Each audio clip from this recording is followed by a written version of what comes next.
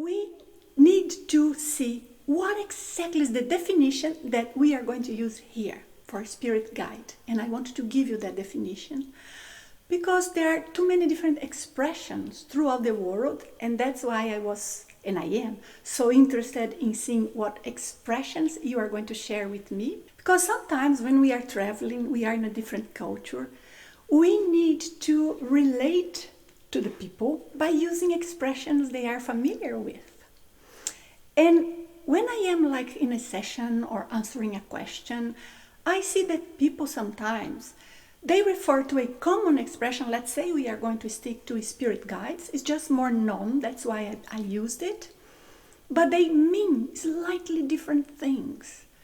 And if we are going here to discuss about these consciousnesses, these spirits, these beings who are in between lives, who are in the spiritual world, and they support us, we need to have a common language, whatever name we use, so we need to know we are talking about the same thing. For example, sometimes people would use expressions to refer to these spirit guides as like angels, for example. And when they explain what they mean, and I hear and I say, that is a spirit guide. But according to my definition, but in their minds, what happens that is different? It is as if those consciousnesses who are acting as spirit guides, they were from a totally different line of evolution. Now, we need to discuss here some philosophical aspects, because if we are going to try and understand about this, we need to examine many conscious out-of-body experiences, the account of many people, and with all of that in mind, and checking how many different types of entities, spirits, beings could get close to us in different moments throughout the day, we will then, with all of that in mind, be able to classify how many different types of non-physical beings exist. How do they manifest? How do they get close to us? And when we say spirit guides, who are we referring to? So, to give you my definition, okay? Because that's what I'm going to be explaining here. And I have just a quick talk and I will answer your questions. But in my definition, these spirit guides are consciousnesses that are in between lives, because we are talking about a spirit, but they have a level of awareness.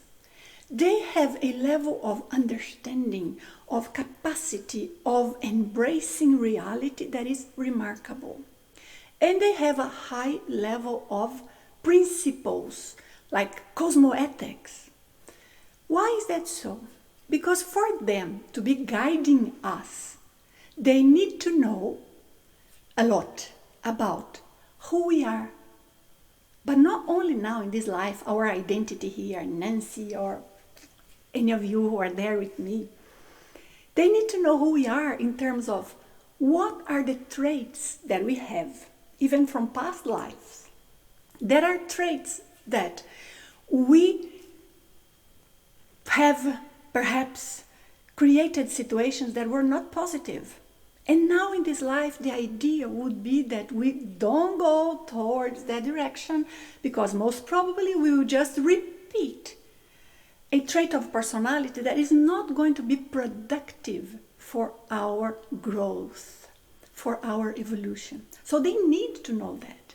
But they also need to know some of the characteristics that are super positive, and they are tools that we have to use. Why they need to know this? Because that's what they are going to use to inspire us in different directions, in different possibilities for us here in this lifetime. Also, they need to have a very good idea, better than us, of what is it that we committed with ourselves to do in this lifetime. A little bit of this notion of life mission. I prefer calling it like a life plan. We make a plan of what is it that we would like to learn, to establish, to accomplish. We want to help the world. How? How could we? What is the best strategy? And then we come here. We forget most of it, not all of it. So sometimes we just have a faint intuition and we cannot pinpoint exactly.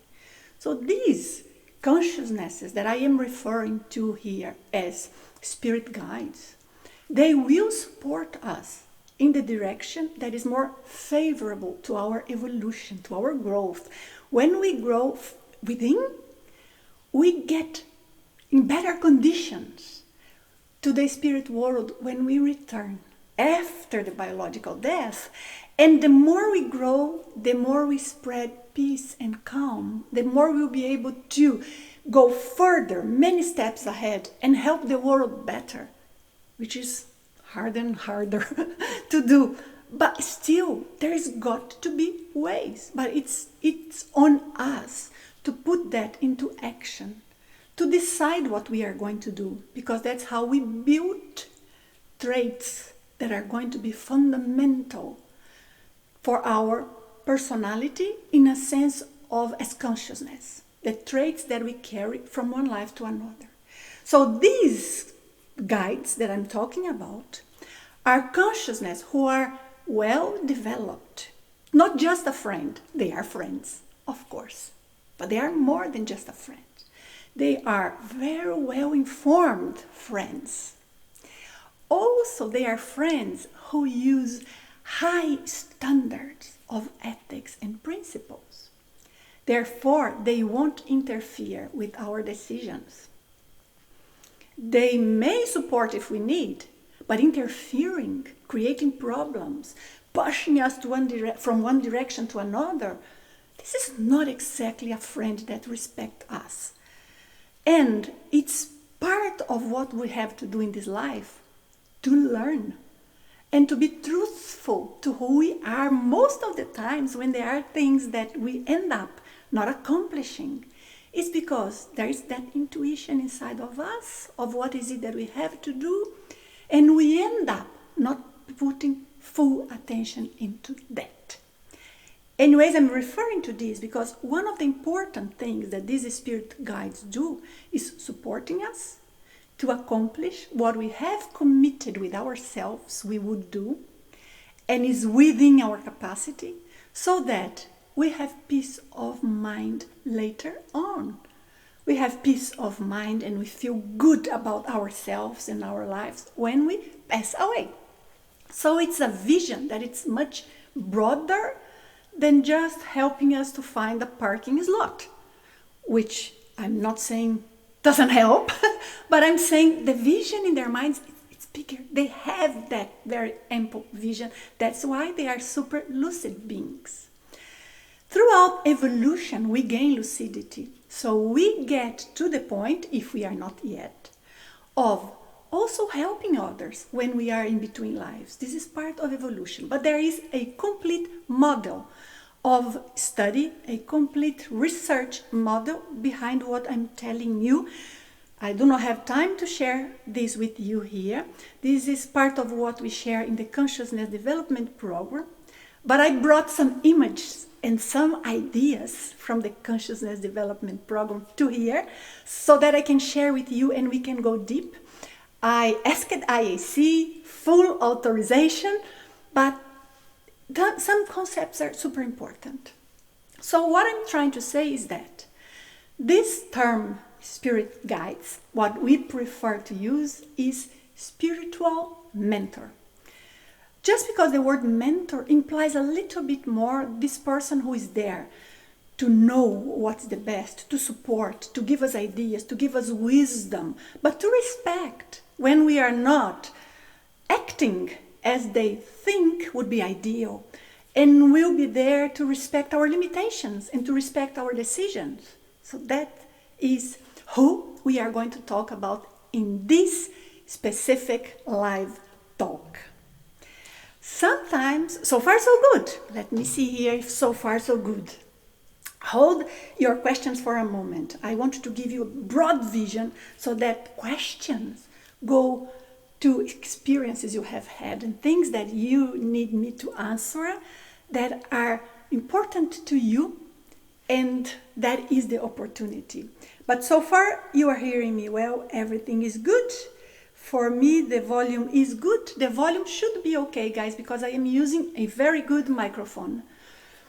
And but I hope it is working well. So, going back here to the idea. Excuse me for a moment, please.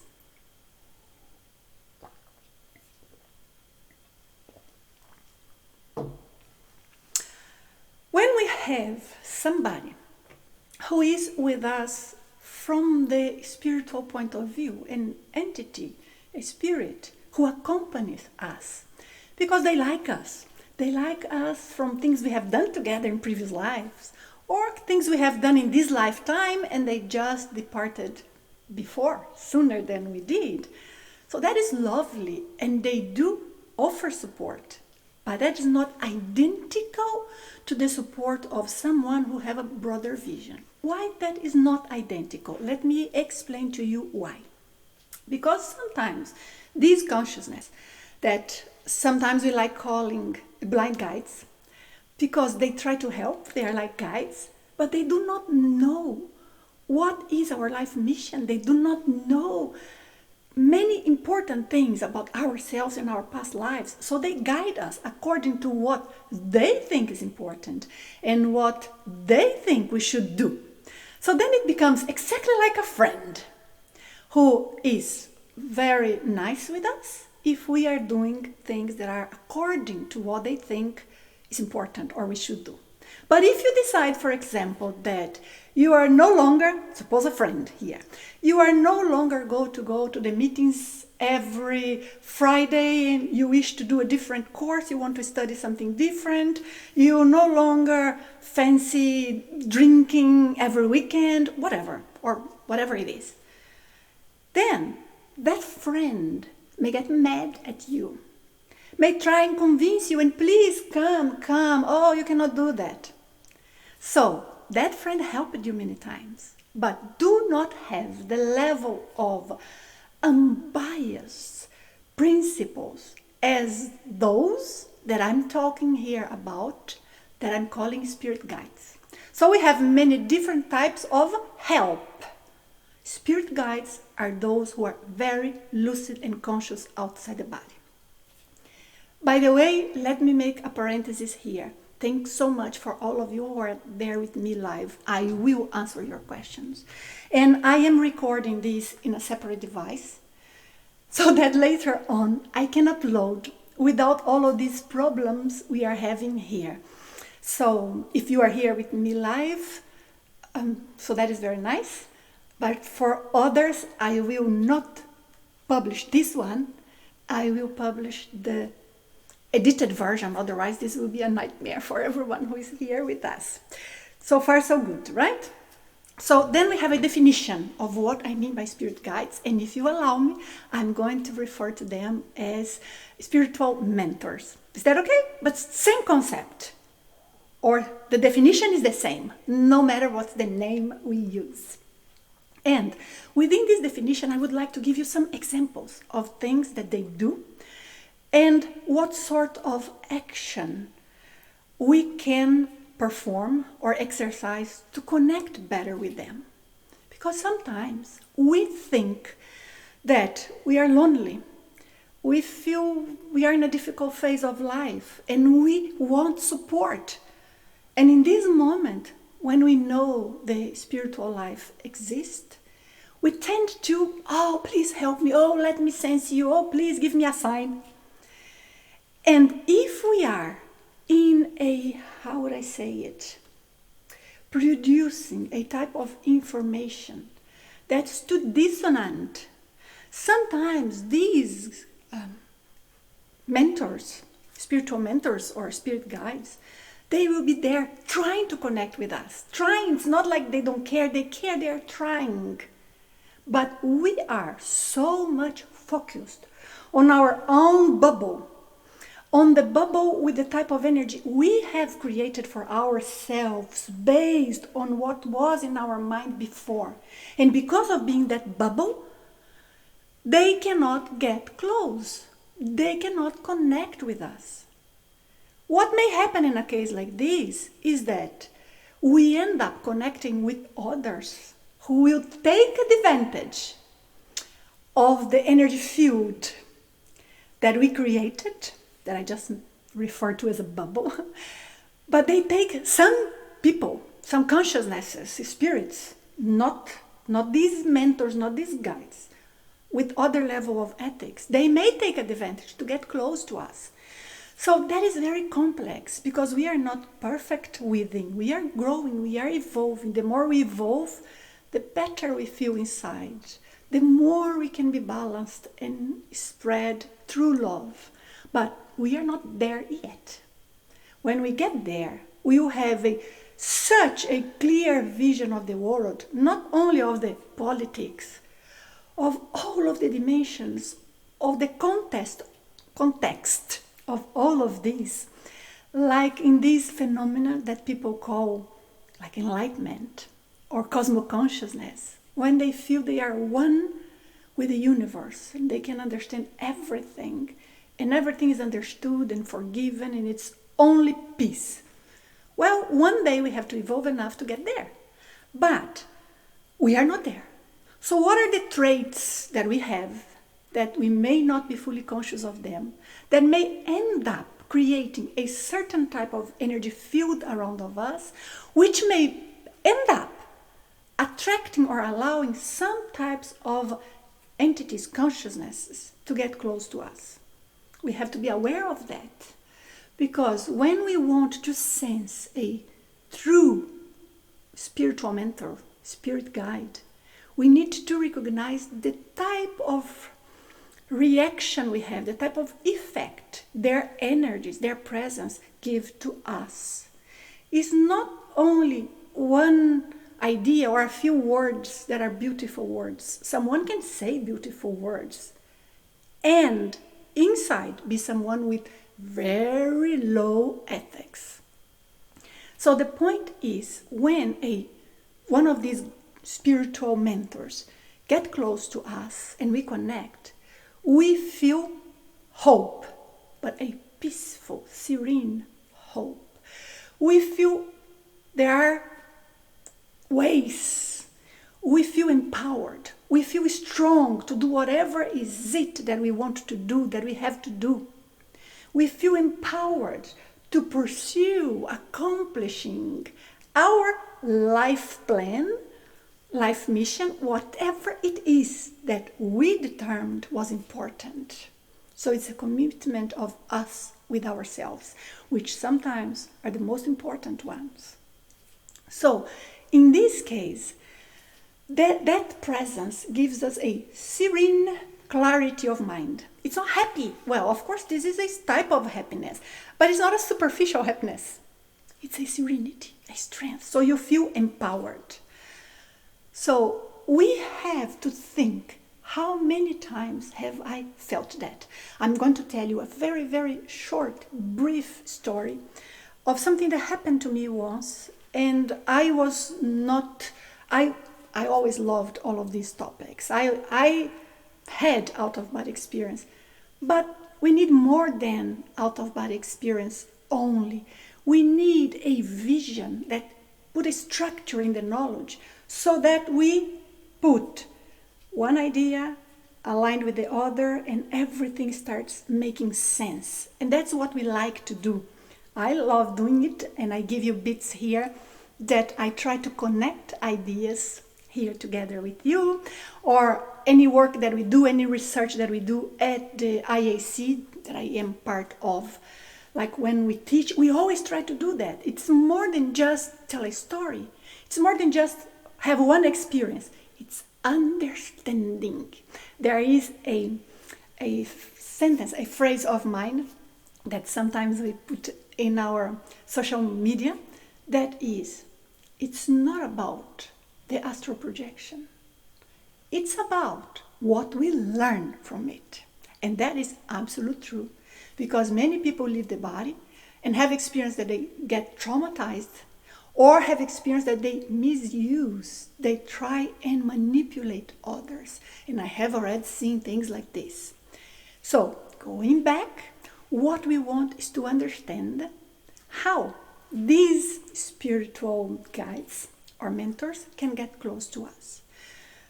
One of the things that we have to do is give or take a step back sometimes and think if there is a different perspective of seeing some of the situations we are going through and making an effort to really put that into practice. Sometimes not easy. Sometimes you see it, you can feel it, but you have to make an effort to change within.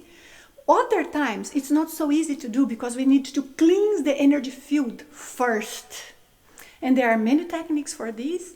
If you are here with me and you are already subscribed to the channel, you know that I love talking about the Velo technique. And I am preparing a video for you to teach you more about Velo and explain how it was developed and some of the research findings we have got by using Velo or helping people to apply Velo, people that didn't even know what energy was. It's amazing. So I'm going to bring this for you soon. And by the way, if you are hearing me here for the first time, considering subscribing. And if the video is useful, please give it a thumbs up, because that's the way YouTube recognize that video can help others and recognize this is worth content. So I need you to be able to continue doing what I do here. But my story, there was a period, I was very young, and that period when you are trying to go into a university and decide what is it that you want to do, and it's a hard phase. So I was very sad, feeling very lonely. And I remember I was lying on the floor of my little apartment, and really, I don't remember if I was crying, but I remember I was feeling desperate. I was feeling awful. I was feeling down. I was feeling lost. I think that is the word. I was feeling lost. And I kept there, and I had a book open because I was trying to read and improve my condition and studying something. And then there was, one of those tiny insects that sometimes they leave like in a paper, or they can be some areas, and you sense something in your skin and you look, it's almost like nothing, and then you see there's a tiny little animal there. So then what happens is that the book was open here, my face was on the book, supported on the book, and then I saw that little animal walking, and for a fraction of a second I got distracted from that feeling of lost desperation, of feeling I did not know what was the next step, and loneliness, frankly. But that moment that I got distracted by that little animal, immediately I sensed an energy shower, like I could receive energies from consciousness who were there present, and I was not recognizing them. In spite of other experience that I had had in which I had sensed non-physical or spiritual presences. But then I could feel it, I could connect, and I felt so much better. Of course, following day, I still had the same challenge. I mean, the practical, objective challenge, but inside of me, it was different. In that moment, I noticed the whole time this energy was here close to me, but I didn't allow it to get closer. And I was very young, maybe 19, something like this. And later on, while studying, researching, connecting with so many other people who study this area, I saw that this is exactly one of the wrong expectations we have. That is just, let me open myself, and if I deserve, someone will come and help me. Not true. We need to do our part.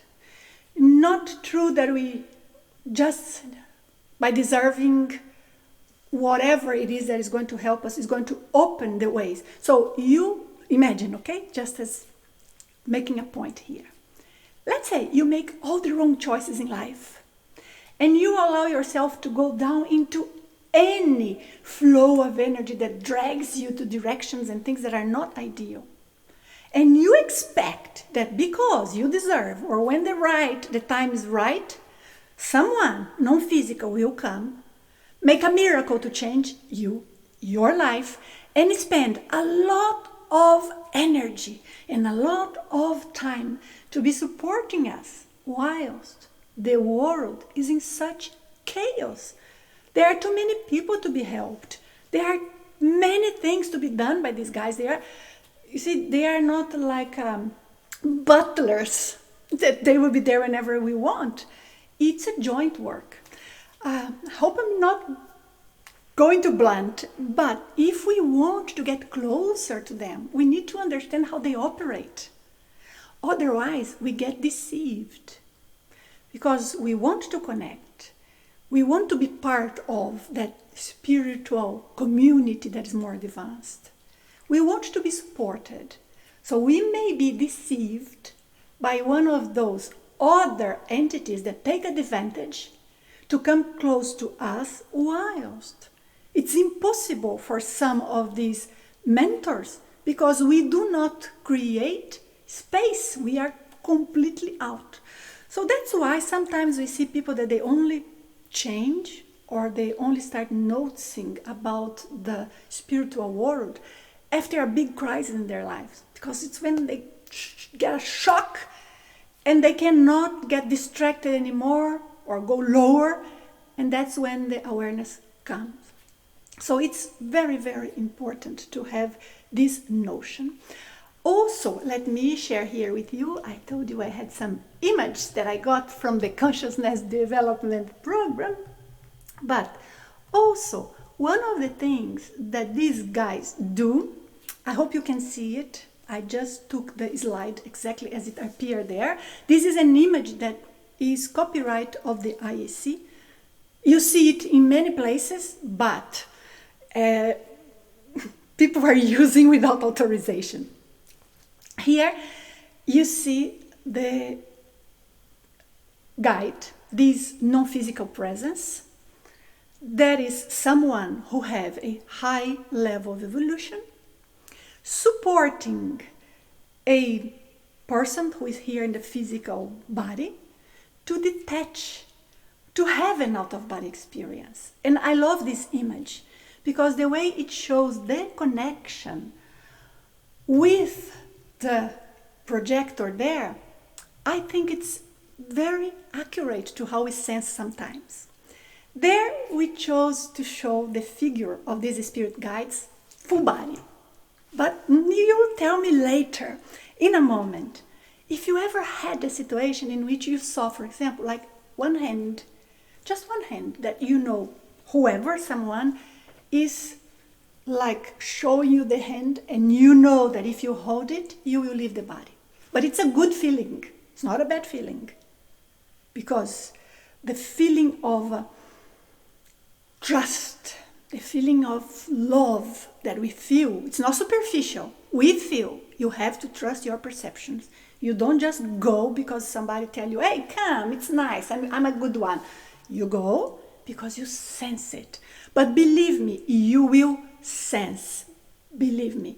Because when we are sensing something non-physical, and especially if we are leaving the body, we are less connected with the physical brain.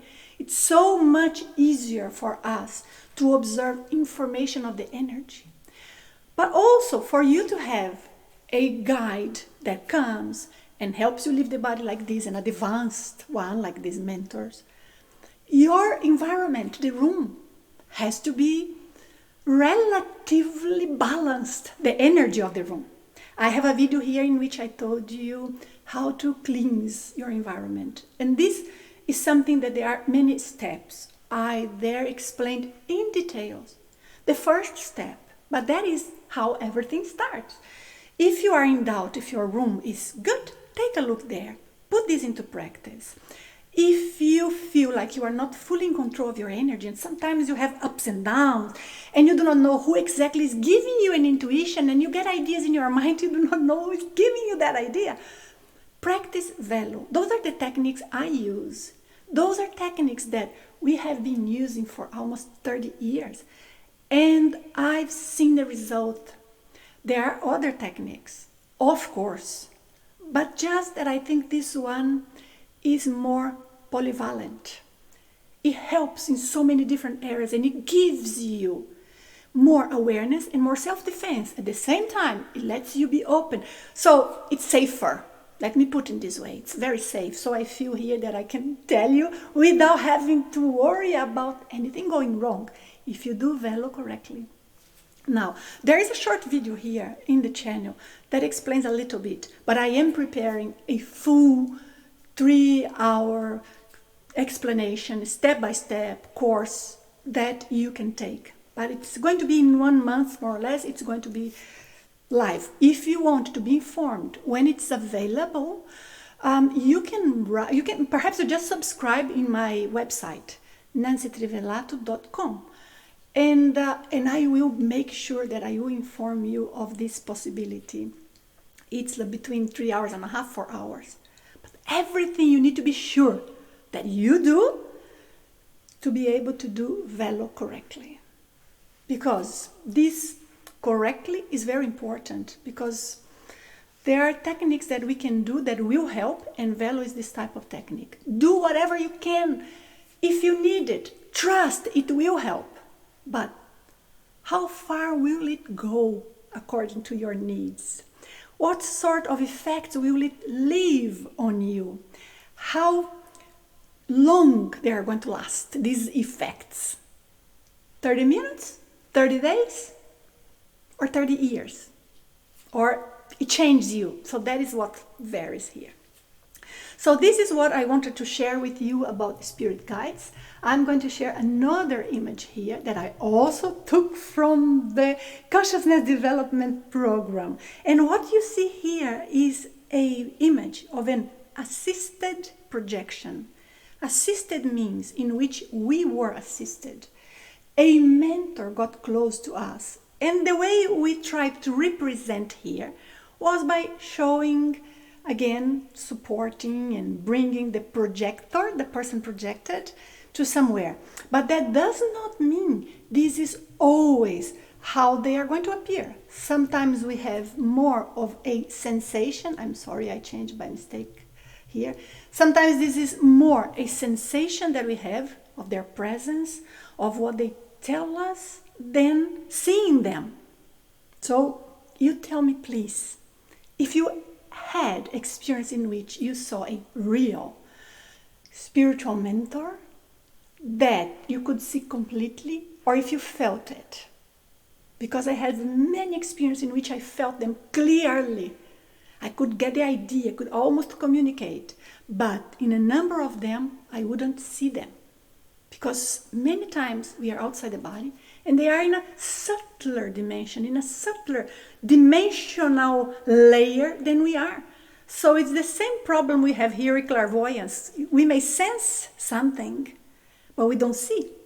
And this also sometimes, in some types of astral projection, may happen.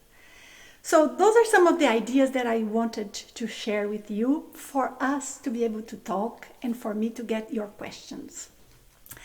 Let me take a look here. We are good in time.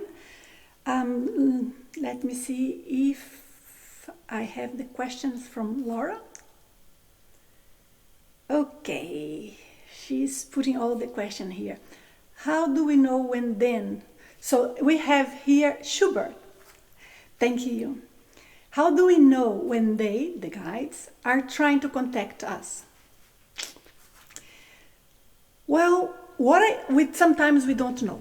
This question is complex because there are too many different contexts.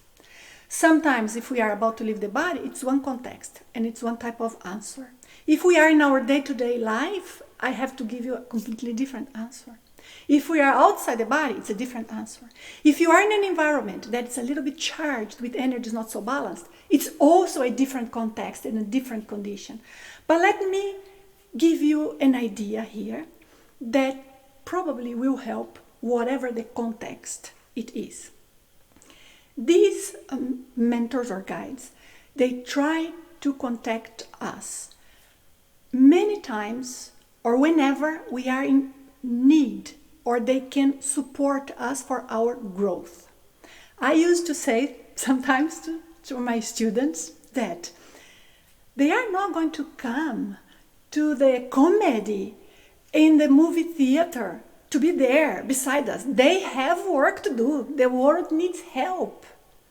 But if I have a very important meeting, if I am about to leave the body, if I need an out-of-body experience to learn something, or if there is a book that the idea would be that that book come to my hand, they will produce whatever is possible to them in terms of synchronicities, in terms of supporting us to leave the body, in terms of inspiring us so that we get what we need for our balance, for our development. And it's not only that they only help us if it's something very big and it has to be towards a spiritual evolution of many lives. No, sometimes it's the small things. Already many times happened to me that I'm forgetting a commitment. I'm really forgetting. It's been 5 months I don't take off that. And it's on the minute. Or it's 1 hour earlier. And then I hear inside my mind, it's not with the ears, it's in my mind. The event is in 1 hour.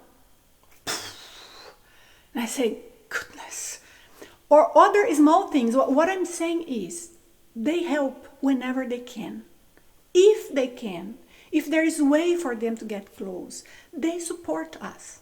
They are not going to waste time if we choose to do something different. But they will be there whenever we change our minds. Suppose we have something to do in terms of our life plan, and we are totally out of the right direction.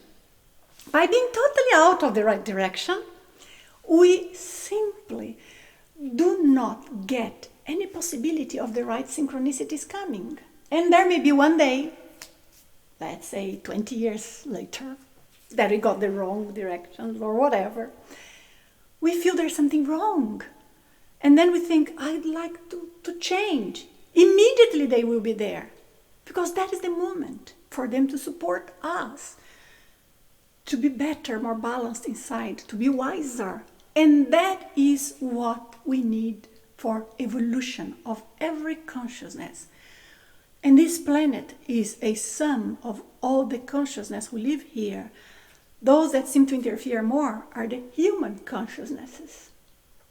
But when we pass away, consciousness people, they pass away, they continue being who they are. So what is the average level of ethics of people in our planet? I don't think it's only bad. I think we see more the bad. But sometimes it's not a matter of being good or bad. With good intention or bad intention, it's a matter of how far they see. So these guides will support us and will be there if conditions allow and if we are open. So I hope I helped, because really there's not one answer. When we are in a one talk, it's so much easier, because then I can get the full context and I can give you guys a precise answer. And sometimes a precise answer can save us 5 years of trouble later. But that's why here I try to answer very broad, so hoping that you can fit to your condition and what's going to help you most. Creative, nice to see you here. Is it true that everyone has a spirit guide assigned from birth? If so, how do they manage billions of people? How many spirit guides are there? You already answered. Because we are talking about different levels of evolution, of lucidity, awareness, and especially of ethics, personal principles, personal values that we get better, more polished, more evolved throughout lives and lives. So, is there a spirit guide assigned from birth? No. Only in cases in which the person has a very big mission, very important. So if we were okay, those who would come here to try and stop some of the outrageous things that are happening in the world, not because of today, but because of the system. How much of support someone needs to change the system? And if there are forces, energy everywhere, sometimes a consciousness needs one of these mentors to be there. In the movie theater, yeah, I told you they wouldn't, but yes, if it's for that one person who has a very big job to do, they may. Because otherwise, some energy not balanced or people with some intention may just create a trap and completely prevent the opportunity for that person to do their mission. But what is the percentage of possibility of that? Look, we do not have numbers, but from experience, from everything that I have seen inside the body, outside the body, everybody I have talked to, all the cases I have heard, very few consciousnesses would be in this condition. Few, it's really few. But in the same way, very few would be completely let to their own, because these mentors, they try to support everyone they can according to the limitations of those they are trying to support. They cannot come here and make Nancy evolve 5 lifetimes in one day. It's not possible, because there are things that I have to live and I have to decide and I have to feel so that I change them inside. And that is one of the beautiful things. Evolution is something, personal evolution is something that only we can do to ourselves, no one else. So there's no one guide. Another thing that I want to add here that's much better explained in some other courses, but one thing that I would like to mention is that sometimes the mentor, that presence who is supporting us as a mentor, as a guide, they may change throughout one lifetime. Because there could be one who is supporting us for a specific task, one specific phase. But then we change what we do and we may get another one. Because comes a different one with different expertise. These are consciousnesses. They also have the areas that they have more connection with. They will have more rapport. So it comes one with a different expertise. Another thing I want to bring here for you to think about is, what about some professions? Could there be, and I say professions just to make it very short discussion. This is something that we discuss much in depth in other opportunities. But especially in the consciousness development program, if you are looking for this type of knowledge, but let me tell you what happens here. Let's say that someone will become a medical doctor, okay, who has the lives, the destiny of many people on their hand. If there is a hospital, or let's say one of those surgical centers, sorry for escaping now the name, when you are doing a surgery, a Unity, Operation Unity, did I remember correct? Operation Unity. So that is something that if the doctor just gets distracted, if the doctor is with bad energy, if there is one entity who is trying to disturb and gets in there and has a lot of space and freedom to make a mess in the process that is going there during the surgery, that can be very impactful. So sometimes there are guides that they are not guiding one person. They are guiding a group, an area. So this doctor could go to the hospital and find that they have good intuitions, they have support, they have strength to do things that they even get surprised by it. Because there are spiritual mentors there supporting the doctor.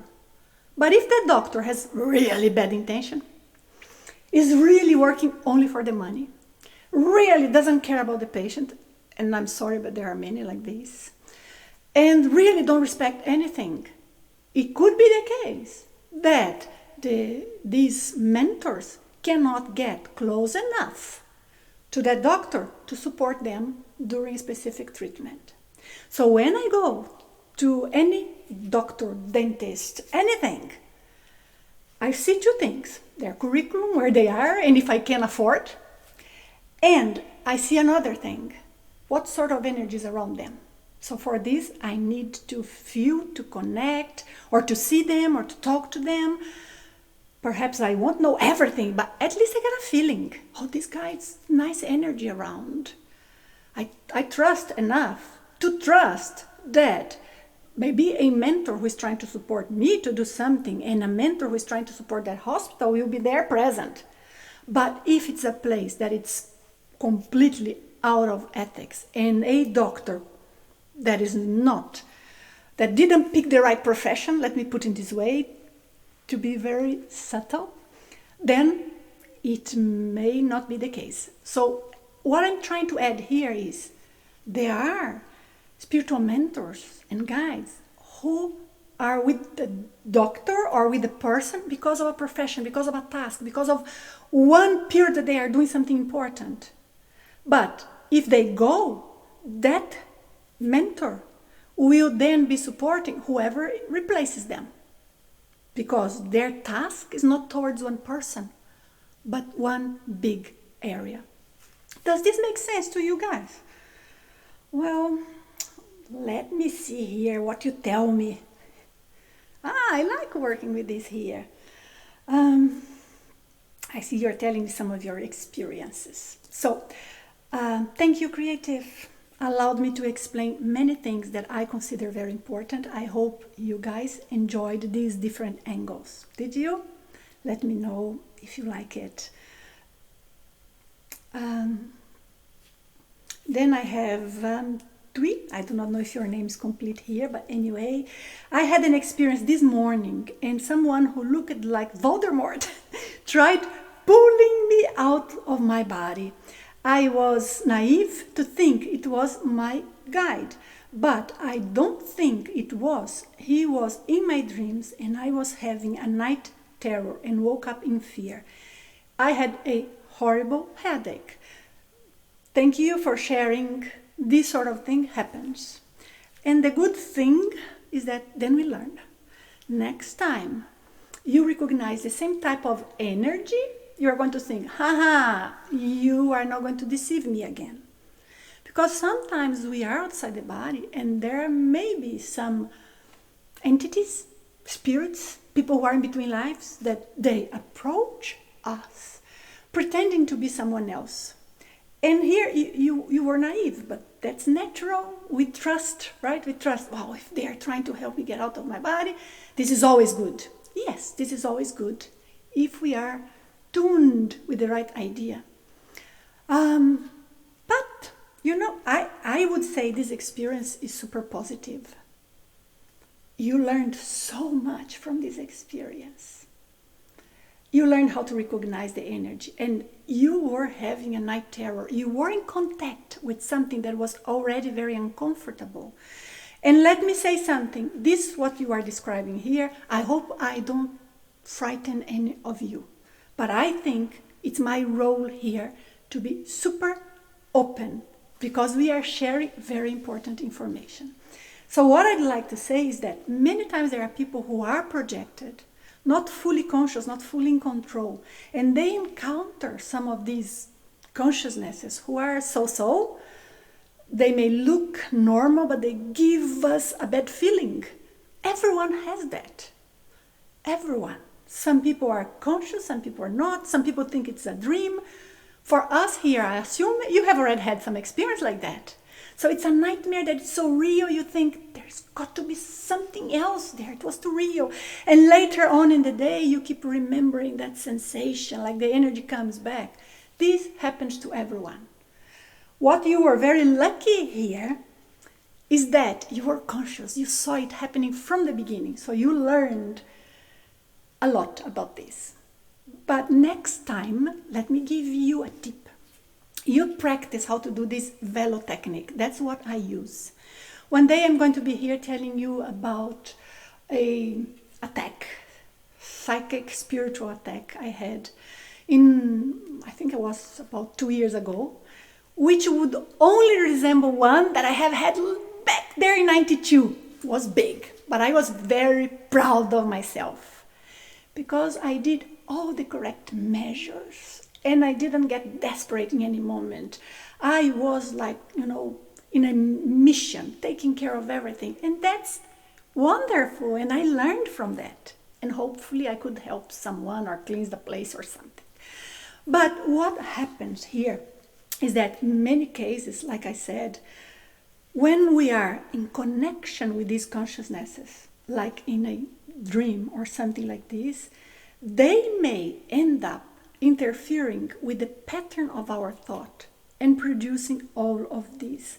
So what you should do, which is what I did, and I told this in one of my videos, do a velo and trust you will be able to, because it's easier to do a velo outside the body than inside the body. But you have to trust, you have to practice, you have to know, so that in that moment you think, I'm gonna do it. Bah! Your decision is what counts. When you are inside the body and when you are outside, same. I would say it's even easier there. So don't feel scared. Learn with the experience and do your velo. Even if you are out there, you are going to disappear from that place or in front of those people, go somewhere else, return to your body. That is easy. But don't worry. This happens to so many people. Mohier, hello. Nice to see you here. You are saying, I feel regularly waves of superior energy. Very marvelous to feel. I do not know how or what it is. Wonderful. How or what it is. Let me mention this to you. There are different things that can be happening there. Both are super, super positive. It's so wonderful that you share this experience. One of them is that some sort of presence, these positive beings could be there. They connect with you and you feel a flow. Normally, when you feel sensations as objective, as you tell me here, you feel it's waves, it produces a reaction that it's very objective. Normally, it's what we call an energetic shower, as if it's coming from outside, coming from a source. In this case here, we are trusting it's a spirit guide, but sometimes you can even have an energetic shower from a place in nature or from connecting with some extra physical environment that, astral environment that you had already been in. And then all of those energies come. So it produces a shower. Sometimes we even have a little shiver. That's nice. But there's another thing that I just feel for whatever reason that it's more probable in this case here, maybe by the way you describe it, or for other questions you had mentioned before. See if that makes sense. The other condition that happens that we feel this is when we are balanced, our chakras are balanced, we are in a good phase of life, especially if we are in control of our energies. In control, I do not mean we have to be aware, we have to be doing things. We are balanced enough to be connected. Many people who do velo get to this point I'm saying here. I do not know if you practice velo sometimes, but if you do well done, you definitely get to this point because the energies get loosen up inside. They flow. And then sometimes we have a type of a redistribution of the energies inside of our bodies. So it's a sensation similar to that shower, but it's a sensation that is produced by our own energy because they redistribute. So let me suggest something to you. See, please, Mohier, I hope I pronounce your name correct. Correct me if I don't. Put me there how I should say. But what you can try is trying to produce this at will. So you decide to concentrate on your energies either right after doing velo or at some moment. Blum. So if you manage and the sensation is the same, so we know it's the second option. It could be a blend of both. Also, I am answering this because you are saying I feel regularly. So I am understanding you feel throughout the day in many different conditions. If you feel when you are relaxed, when you are going to sleep or something like this, I'd say this is a precursor sensation of the detachment from the body. Because if we detach just a tiny bit, it can already bring sensations like this. So now 3 options for you to examine. Good? Yes, hope so. Nagi Wahidil, nice to see you here again. You say, I have seen myself as a mentor, maybe my higher consciousness, holding the hand of my own non-physical body in an astral projection. Hard to answer this, because of course, many times we can have like a symbolic image of us perceiving ourselves in the body of someone else. Or it can be something that it's like neurological, but in a sense that, you know, when we look at the clouds and we start seeing figures, our brain naturally, we have to fight against it actually. It's not that we have to produce it. The brain naturally tries to put some image there. So let's say you saw something that could have created this impression when you come back. Is it possible that it was actually you? It is, because different phenomena can happen. Sometimes we can be inside the body. It's very rare phenomena, but I am here to address even the rare phenomenon. But sometimes the person is inside the body or outside projected. And there is a very great displacement, release of the energy body. So it's almost as if so much energy gets here that we see a double, looking like the person. There are some situations in history that describes this and were studied about this, so that is a possibility. So analyze this. All of the cases, and I do not know how your experience was, all of the cases in which I read about this, because I tried to examine, never happened to me, but I tried to examine many cases in books. When I read and I go to analyze the details, what I observe is that many people, they are getting an intuition from that being that they assume it's them, but they're getting an intuition or an information that was not on them. It's a different consciousness. So it's a way of explaining. The first book that I ever read that started teaching me about the spirit world, it was a long time ago. The person had this type of definition. But that would puzzle me. I say, how can she be there asking a question to herself and herself is answering to herself? And she is, for me, sometimes it's a little bit like I do not know your religion, guys, and I'm not an expert on this, but I was raised in a Christian religion. So, never went much to church, but let's say that's what I learned. So you say that the Father is the Son that is at the same time a spirit that is anywhere, and they talk to each other and they are the same and they are different. To me, that's very hard to understand. I'm not, therefore, what I'm saying here is, I cannot answer this in a way that I can tell you yes or no. I brought to you some of the ideas that I have come to have based on experiences and cases that I had and seen others. Is that okay? Hope at least it gives you some ideas. During sleep paralysis, this is KA. Hi, KA. During sleep paralysis, I saw my legs levitating and my arms were out of my body. In silver gray color, nice. But something was blocking my chest to get up. Please explain. Most probably some sort of accumulation of energy. Some sort of energy blockage. That's what's the most common in this case. But also what happens sometimes in this case is that we may be a little bit with some apprehension. Were you? No? Because if you were completely relaxed, ready to get out, but you felt this was still stuck inside the body, and therefore we interpret like something heavy. It's not a bad feeling, it's just a heaviness, right?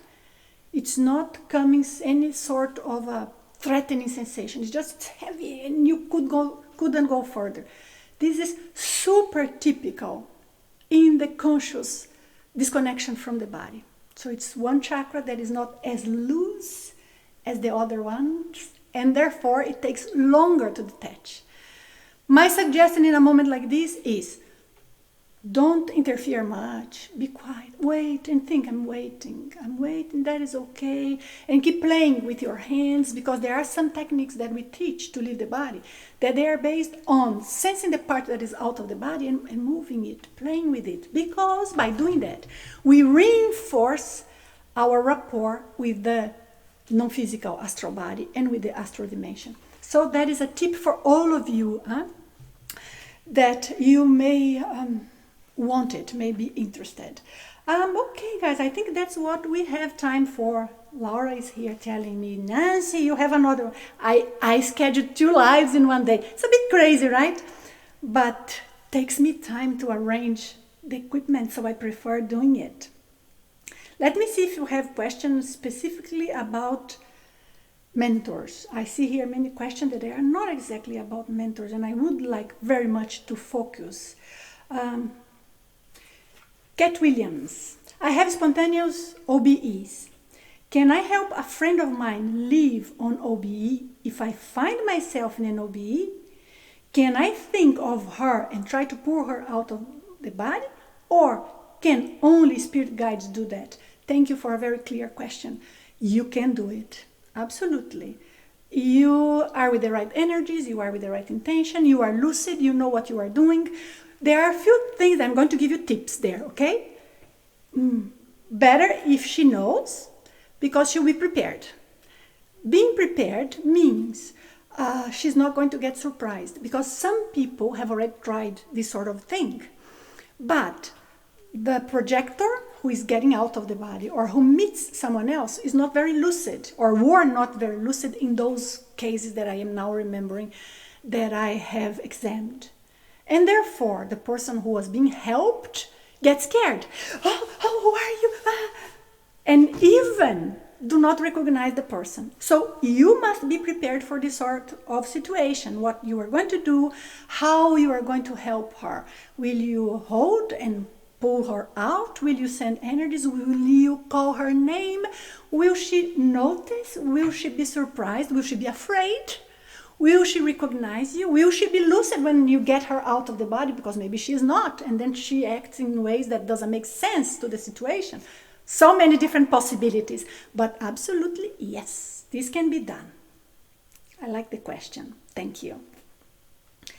And then, oops, I think that was the last one, or Laura got me here because Nancy, you are late for the other. I'm not late. Just having a short break in between. But that's it. That's all I see here about spirit guides. Let me thank you. Yes. So let me thank you and let me mention a few things to you. If you want to get the course, the information about the course that I will be publishing in 3 weeks, 4 weeks, about how to do velo. So what I'm going to do is that I'm going to get the information from my book. My book is a technical book because I try to establish some basis for the science, but it also teaches everything you need to know about velo. Here I explain why. I show the research behind and what is the reasoning that bring some concepts to mind, or why velo is established as is. By the way, the name velo was coined by myself in this book. Not in this book, was before, because I presented in a conference, in a scientific conference, the research that I put here. But what happens is that here, it's long, it's many details, because I did to be with lots of details. The terminology is a little bit dense, not difficult, if you are not afraid of the challenge of finding a few words that you are going to have to get used to. It's no big problem. I always explain and define everything. But you need to digest a lot and pull what is the most important thing from the reading.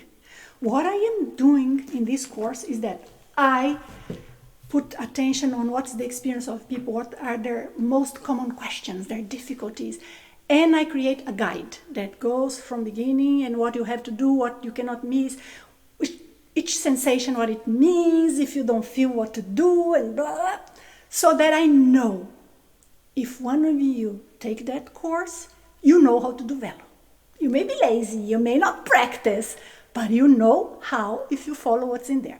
So that's it. So remember, please, if you are interested, go subscribe there in my website, because I will get the detail from there to inform you. So nancytrevelato.com, very easy. And look forward to our next talk. Thank you so much. I see all of your names here saying goodbye. Thank you, guys. I appreciate so much. Thanks.